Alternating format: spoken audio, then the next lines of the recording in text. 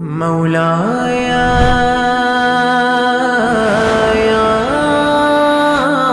مولاي اعوذ باللہ من الشیطان اللعین الرجیم بسم اللہ الرحمن الرحیم الحمد للہ رب العالمین الصلاة والسلام علی سیدنا و نبینا عنی ابو القاسم محمد اللہم صل علی محمد و آل محمد وعلى أهل بيته الطيبين الطاهرين المعصومين المظلومين أما بعد فقد قال الله سبحانه تبارك وتعالى في القرآن المجيد بسم الله الرحمن الرحيم يا أيها الذين آمنوا إذا نودي للصلاة من يوم الجمعة فاسعوا إلى ذكر الله وذروا البيع ذلكم خير لكم إن كنتم تعلمون صدق الله العلي العظيم اللهم صل على محمد و آل محمد۔ محترم ناظرین، دعا گو ہیں کہ پروردگار اس ماہ مبارک رمضان میں اپنی رحمتیں، برکتیں، نعمتیں آپ سب پر نازل فرمائے، قائم و دائم فرمائے۔ محترم ناظرین، مبارک مہینے میں مبارک دن آ پہنچا ہے، ماہ مبارک رمضان کا پہلا جمعہ جس میں آج ہم موجود ہیں۔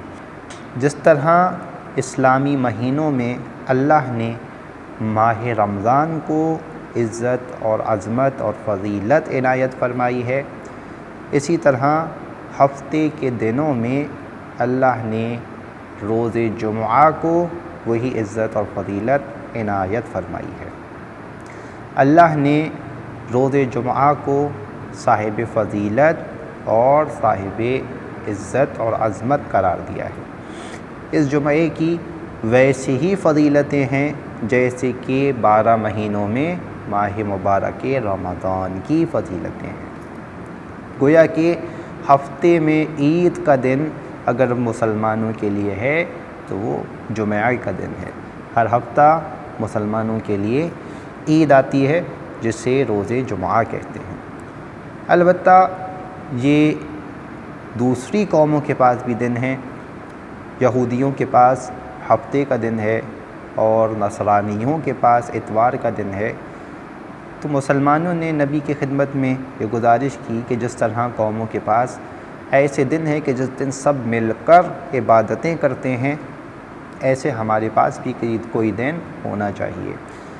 لہذا اللہ نے مسلمانوں کے لیے روز جمعہ کو منتخب فرمایا، پسند فرمایا۔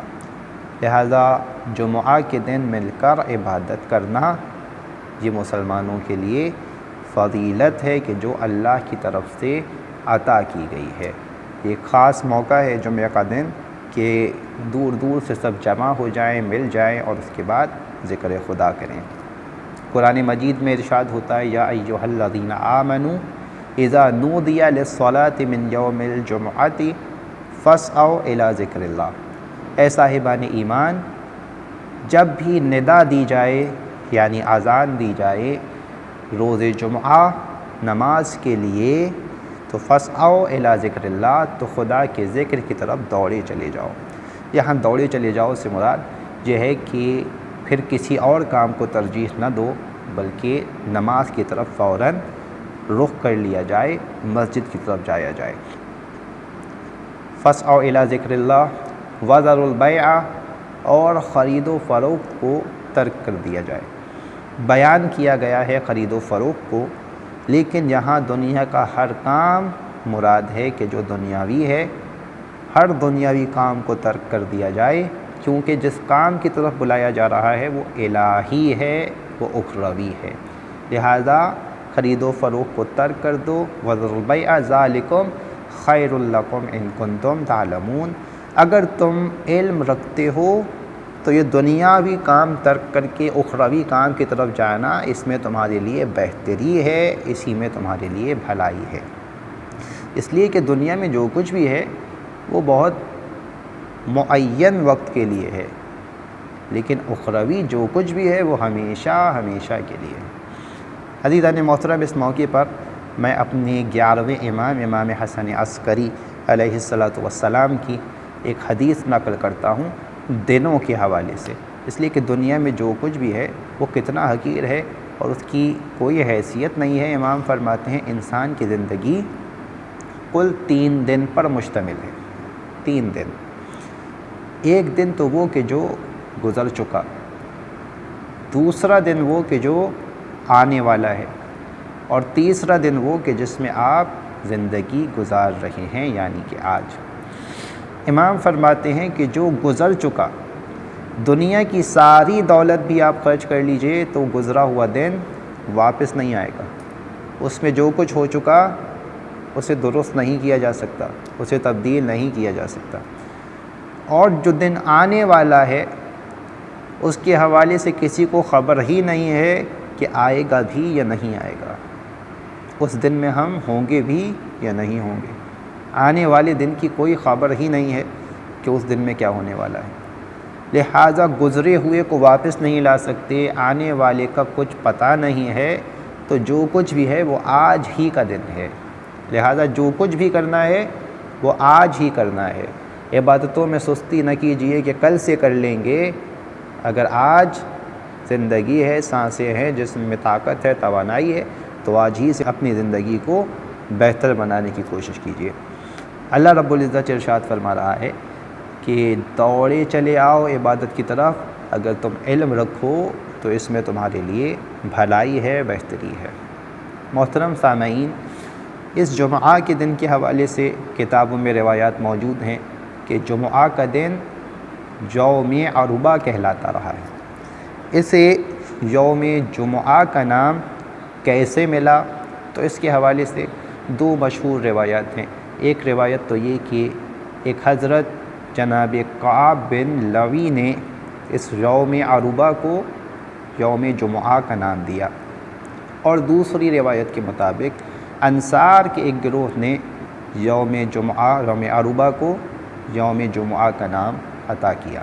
لیکن کسی اور روایت کو زیر نظر ملحوظ نظر رکھنے سے پہلے ہم امام محمد باقر علیہ السلام کی روایت ہی کو اپنی مد نظر کیوں نہ رکھیں کہ جس میں امام فرما رہے ہیں، جب آپ سے پوچھا گیا کہ یوم جمعہ کو جمعہ کیوں کہا جاتا ہے، تو امام نے جواب ارشاد فرمایا لِأَنَّ اللَّهَ جَمَعَ فِيهِ خَلْقَهُ لِوِلَایَتِ محمد وآل محمد، اس لیے کہ اللہ تعالیٰ نے اسی جمعہ کے دن جمع فرمایا تھا اپنی مخلوق کو، کس لیے؟ ولایت محمد اور آل محمد کے لیے۔